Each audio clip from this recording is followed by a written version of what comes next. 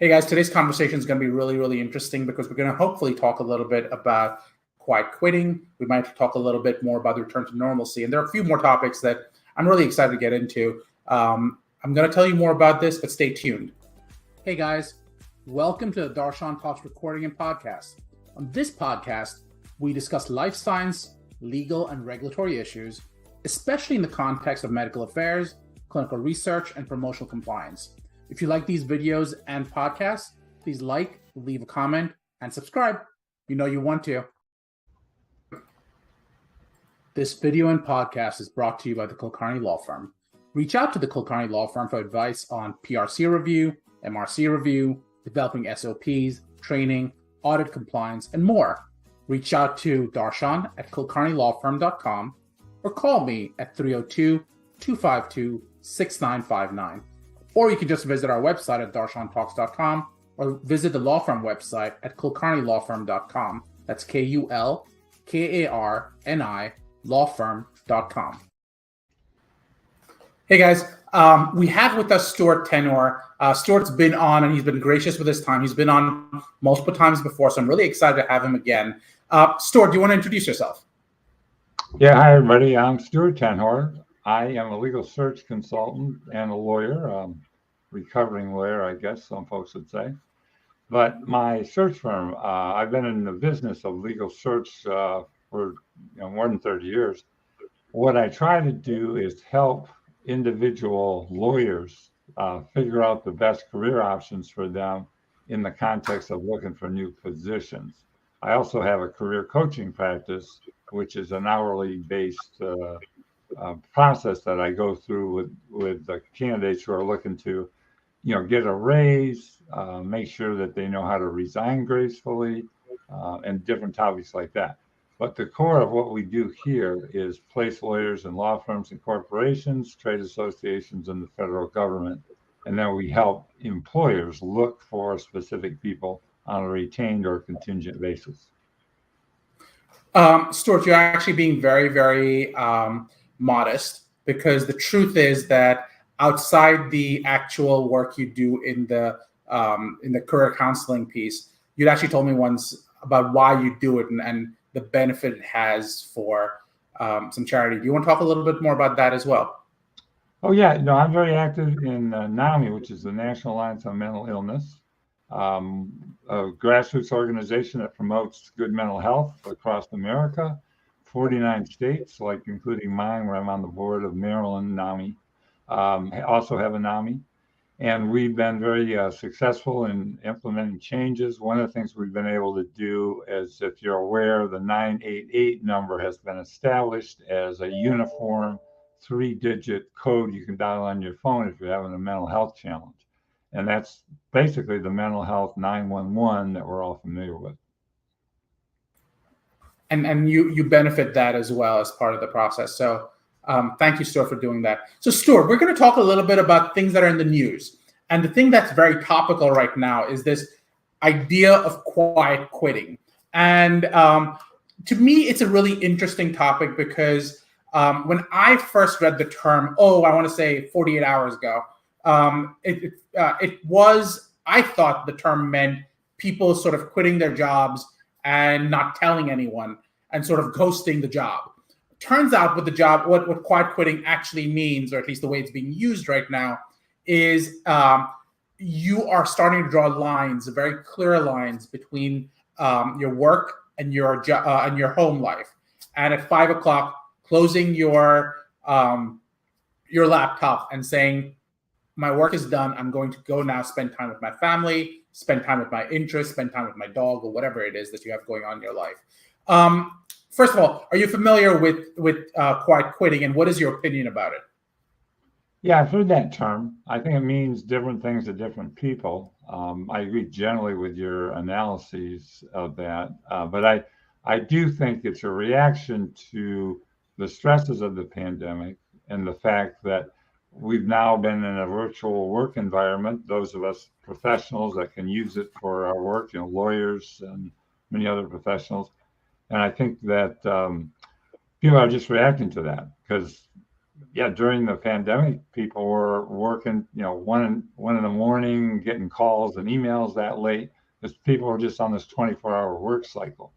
So I do see that people have lost some engagement with their work. I think they've just grown tired of the Zoom world. And I'm actually seeing, as I mentioned more to you earlier, more um, employees who are lawyers in particular who are leaving their employment or just ratcheting back their level of availability and trying to put a boundary in where the boundaries have gotten very muddled over the last 2.5 years. Has that been good for employers to get this level of engagement, or are the employees becoming less productive because of it? And how is that changing your the hiring habits? Is it sort of a free for all? Everyone wants these super engaged employees, or are they finding them to be not as productive? Therefore, we just want to improve the quality we have already, not try to hire more. Actually, I think there's been a higher level of productivity since the pandemic hit for lawyers. People are able to work, save a commute. They're able to get things done on their time. They're happier because they maybe spend more time with their kids, or they have outside interests that they can wedge their time in a little more easily. Um, Certainly, when I'm talking to candidates who are in the office, sometimes they're like, "Oh, I can talk to you tomorrow because I'm working from home tomorrow." So it's I think that the um, system right now that we have is moving much more toward a hybrid situation, where there is some level of in-person engagement, which really ultimately everybody wants. But the recruiting advantages you have when you're flexible and allow hybrid or even 100% remote are very attractive to candidates, and that's important to have as an employer to be aware of that.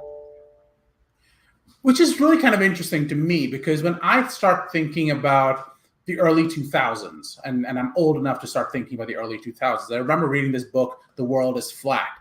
And at that time, they were talking about how we're going to be able to hire someone from India and Vietnam and all these other Asian countries at 1/10 the cost.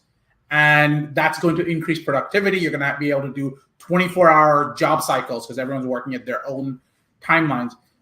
COVID really forced us into that world where we could actually experiment with that. What you're saying is when push comes to shove, that is not an actual feasible model because yes, I'm sure there's some great attorneys who are doing that type of work all over the world, but there is a company culture that is difficult to get via Zoom meetings and the like. Could you talk a little bit more about, was there a level of international recruiting that happened? Did it succeed? Did it fail? And where are we right now with that model? Well, I think about 10 years ago, I started to notice that law firm groups were spread across the planet. So, in other words, if you have a life sciences industry group, they could have lawyers in LA, Chicago, Bangkok, London, wherever. And that group actually had more loyalty to each other than it did to the law firm. So when Uh, there have been multiple moves of groups into multiple offices of new firms, because they had that loyalty. When somebody was dissatisfied, the team became dissatisfied, and then they worked jointly to make a move to include the whole team. So that didn't happen 15, 20 years ago. So that what we're seeing is that the virtual world is mutating, I guess sometimes has a pejorative context, but it's evolving. And law firms have taken advantage of it big time. Individual lawyers have taken advantage of it big time to have more freedom. But I think still the pull, we talked about the high tech companies, a lot of them have gone back to you have to be in person sometime. Whether you have to fly you're in a DC office, but you live in Dubuque, Iowa, if you have to fly into DC twice a month, hey, that's just a cost of the job, and sometimes your employer will pick that up. And at least you build a bond in person, which is a good thing to have, I think, for a cultural sense within any type of employer. So as we start getting into this world of, and I think the term you used was this return to normalcy. Um, what does this return to normalcy mean? Does that mean we're going away from this remote working, this international sort of blending of cultures, these formation of new tribes, or does it mean something completely different? That's a good question. I think that there's the culture that's been built up the last 2.5 years because of the pandemic is not going to go away. There's actually some nice cultural attributes that have been brought up because that people have gotten to know each other better in some circumstances. But that culture, again, is somewhat mutated. But let me go back to that question again. I might be veering off. Well, tell me more about what you exactly want to know. I'm not sure I even remember the question I asked, but I think it was more, what do you mean by you talked about the trends we're seeing, and when we were talking about those trends, the trend you said was interesting to you and you've been facing a little bit more of nowadays was this quote unquote return to normalcy. What does return to normalcy mean? Okay. What I meant by that term is that everybody wishes we were 3 years ago and we never had to deal with the pandemic. That's just not reality. So what's happened is we've made adjustments and we've learned a lot. We've become more efficient and effective at doing our work, but there's still that gnawing sense of, maybe I'm missing something. Some people in New York City, if they have a efficiency apartment, they want to go into the office. If you live in suburban Chicago and you have a 3,000 square foot split level, you got a nice basement, you're happy to do that. You don't have to commute. So I think that for law firms and for lawyers, the pandemic has been a great boon in terms of its effectiveness, your ability to be more effective and efficient as a practicing attorney, because a lot of the stuff you do is research and communicating with clients. But you've also missed something. So everybody's trying to blend the best of both worlds, and that's a challenge. It's interesting you say that because there's a model that you had actually exposed me to, I want to say at this point several years ago, but a lot of large law firms don't want to bring in an FDA practice because it's tough to keep an FDA practice completely involved. I think the numbers you and I had discussed was above 300 people is when a full-time FDA lawyer makes a lot of sense. Again, there are law firms for whom that a little less is works as well, and then there are others for whom more is required. But it's a general number. And what I found for me was that the COVID played a really important perspective in enabling me to reach back out to these law firms and go, look, you don't have to hire me full-time. There are different other models we can explore. I can keep my own law firm. I can still work with you guys. And that's been a bit of a boon for me in terms of engaging with these firms, and more firms have been receptive. It speaks to exactly the point you're making a few minutes ago, which was this idea that there are new models, people are willing to consider new models that they probably wouldn't have 4 years ago, because why bother? Is that what you meant, or did you mean something completely different? Well, you're absolutely right about that. 4 years ago, people said, yeah, why bother? I think that what I meant by that was that if you have a law firm and you have 500 lawyers in a law firm, you don't have any FDA lawyers, you probably have enough work for one FDA lawyer to keep themselves very fully occupied. If all you're doing is FDA consulting, talking to clients, writing memos, etc., it's hard for any lawyer to build above 1,500 hours on that type of work. You need litigation or transactional work to build those hours. And I think, as many of you are lawyers out there know, if you're in a big law firm, you're probably billing about 18, 19, 2,000 hours a year. Anyway, that's one point. I think the second point is that it's created out of the creativity. that law firms are exhibiting wasn't there 4 years ago. Pandemic forced people to think outside the box, and many have done that. So I've been very impressed with how law firms have gotten up to speed quickly. I noticed that within 6 months of the pandemic hitting. So I do see that there are, I would say, most every law firm, not all law firms, but most every law firm is much more receptive to innovation than they were, before the pandemic. It's kind of interesting you use the term innovation. You and I hadn't planned to get into this, but I found myself. Have you ever heard of this system called Documate? Yeah, Documate. Yeah. Okay. Oh, I'm surprised because I thought I was completely cutting edge here. But Documate allows me to templatize and use a lot of the contracts that I previously had, and help people at a much lower price point, and basically leveraging technology. Are you seeing law firms try to get rid of this? I don't want to say low level, but templatized work into automation, so that they're only asking for more qualified or more experienced lawyers to do more work. How is the recruiting? What is that sense right now around the types of lawyers being hired?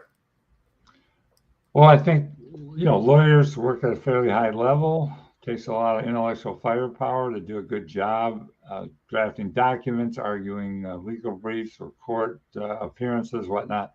So the lawyers that are maximizing their worth, they're charging. There's a lot of law firms where their partners are charging more than $1,000 an hour, which 20 years ago would have been unheard of. But those people are doing the high-end legal work. I work with some startups in life sciences.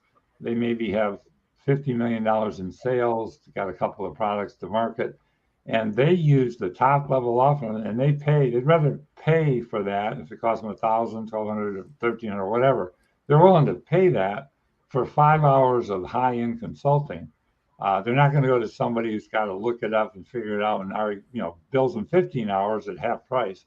They'd rather get the high-level work and pay for it and control that budget. So I continue to see that law firm expertise and top-level lawyer expertise, the demand for that continues to be robust. So that's right. The demand for that top-level expertise isn't going away. What's happening for the demand for the lawyers coming out who are still developing that expertise?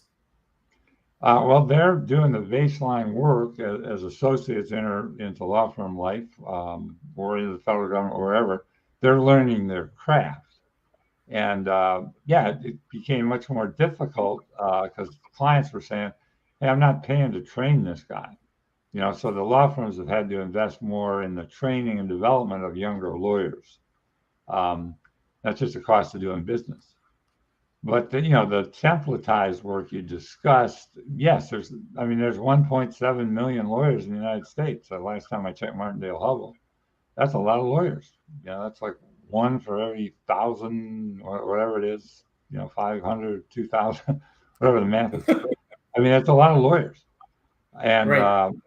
If you can create a value proposition by doing fairly low level or redundant or routinized work, more power to you, because the clients are happy. They're paying less money.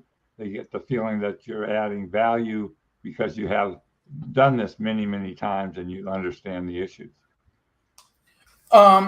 So it's interesting. So we're now talking about this distinction of high level, low level work and templatized work, and we're sort of creating these boundaries, these strata of services.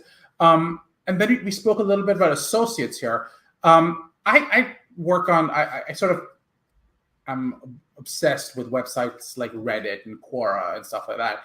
And every so often I'll talk about my own experience as a food and drug lawyer. And I'll have people reach out to me going, oh, I'm in med school, I'm in pharmacy school. I really want to be a food and drug lawyer. Or they'll be less specific and they'll go, I want to be a pharmacy lawyer. And you're kind of going, there's no such thing. I know they taught us pharmacy lawyer as a term in pharmacy school. That's not a thing. You can be a food and drug lawyer who does pharmacy work, but even that has multiple versions, and each of these is its own ecosystem. But my point being, are you seeing a migration of like I guess the question I'm dealing with is people will ask, oh, where I want to do this type of work. Do you think I'm perfectly suited for it, kind of thing? And I'm finding a really hard time explaining to these new graduates from med school or from pharmacy school that I had exactly that same perspective when I went to pharmacy school, that I would be a shoo-in for FDA regulatory law because I know pharmacy. What I've seen instead is that, in my experience, people care about the law. They're coming to you for the law. The pharmacy stuff is just a nice add-on because you can contextualize, but the law is the important part. So you might be a hotshot as a doctor. It doesn't necessarily translate. And that deflates a lot of people. You add on to that the fact that as an associate, you need someone looking over your shoulder telling you, here are the things you should know. Your contract's not thinking about this, or you're not thinking about this. Put those components in there. And in the food and drug bar, which is a very, very small bar, I think the last time I heard it's 1% of all lawyers are patent lawyers. You talk about 1.7 million. That's still hundreds of thousands of lawyers who are still patent lawyers.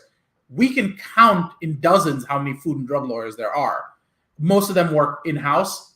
A few work outside. So your job is so difficult because of exactly that. And I guess my question is, how do you advise these pharmacy students or these med students coming out saying, should I go become a food and drug lawyer, when there's simply not enough people to oversee the type of work they're doing? Well, yeah, I think a couple of things. First, I think if you want to be a good lawyer, you got to practice your legal skills. And whether you're a pharmacist or an MD before you go to law school, doesn't really matter because you're a lawyer, you're delivering legal services. That being said, there's tremendous value in having breadth and depth of experience in life sciences as a pharmacist, as a doctor, whatever it might be. That's where you can be much more competitive as an excellent lawyer in that life science field. And I'm like you, I get a lot of questions from law students. I participate in Food and Drug Law Institute events. I was at one in July, in person actually. And several of the law students attended because they're thinking about, hey, I'd like to be a food and drug lawyer. Well, they don't have their legal skills yet. So legal skills are at the core, but throwing in your life sciences interest. I mean, I had somebody transition into a major law firm who'd never been a food and drug lawyer at all after 4 years in a major law firm. And they read the Orange Book at night. You know, it was like, wow, that's motivation. So they're on their way to becoming an excellent lawyer, I'm sure. And that's what you need to do if you're thinking about the law. You need to be an excellent lawyer first and meld in your other expertise or interests. I'm genuinely confused what you'd be looking at night, looking at the Orange Book. I have no idea what you'd be like. It's just a list. But it's like reading the phone book. I guess you could, but why? That's what she told me. Good for her. Okay, so you talked a little bit about, like you said, honing your craft. What advice do you have on where they can get that guidance to hone their craft? Well, it goes back to virtual versus in person. I think, having mentors, cultivating mentors, being mentor yourself, those are all the building blocks of a successful career. So it could be somebody that wrote an article about something you relate to. I've certainly been on LinkedIn for 3-4 years, very actively now. I find simpatico people are reaching out about issues here, commenting on my posts, I comment on their posts. That's just a microcosm of what you can do as a lawyer.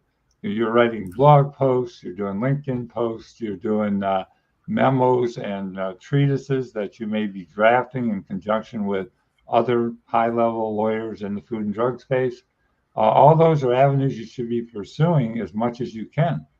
Um, when I got my first job a long time ago, um, part of it, I was able to get informational interviews with people. And you can still do informational interviews on Zoom, which is even better. You can do it with somebody in London. So what you're able to do then is say, hey, I have a strong interest in this. I'm trying to understand it better. You seem to really have nailed it with this treatise or article. I have this question. And then that usually branches into a lot of other things, which may include that person, willingly stepping into the boat of being a good mentor for you. We can keep going, but as I promised you earlier, and I know you have a bit of a deadline going, before we, so we're going to cut this short. We're hopefully going to have you back on to talk a lot more about a lot more things like career development, which we did get into a little bit, but things like omni-channel communications and how do you plan for your next job and leaving employment and stuff like that. But the key pieces I want to take away is just, it's important for you to hone in your craft. It's important for you to spend the time, get to know the people you work with, because that builds the company culture. And that's what companies are looking for more and more is the tone that I got. And feel free to correct me, Stuart. But what would your takeaway be for today? Yeah, I think there's so many components to a good career in life sciences. There's all kinds of cross currents of things that are happening right now. The Great Resignation, what you were talking about as we kicked off the program. There are still fundamentals that you need to employ to become the best professional you can be. And that, whether you're a lawyer, a pharmacist, or an MD, you need to just do the nuts and bolts work to build that career. And I would say that, for everybody having one of the things we do for people is we have a kind of a career checklist process that we go through, just kind of a checkup. And, I think many, many people have not taken their careers as seriously as they might. And, we try to help people stay on the right path. Awesome. And Stuart, just so people can, people who are just listening and watching, how can they reach you? Yeah, stuarttanhorn.com. My cell phone number is 202-412-7655. We're available to be helpful, whether you're in a law firm, the FDA, another company. We work with people at many different employers, and we work with employers trying to find talent. These conversations are not intended to be legal, regulatory, or clinical advice and may not be right for you. These conversations are intended for educational purposes only. These conversations are not intended to be legal, regulatory, or clinical advice and may not be right for you. These conversations are intended for educational purposes only. Conversations on this forum do not create an attorney-client relationship.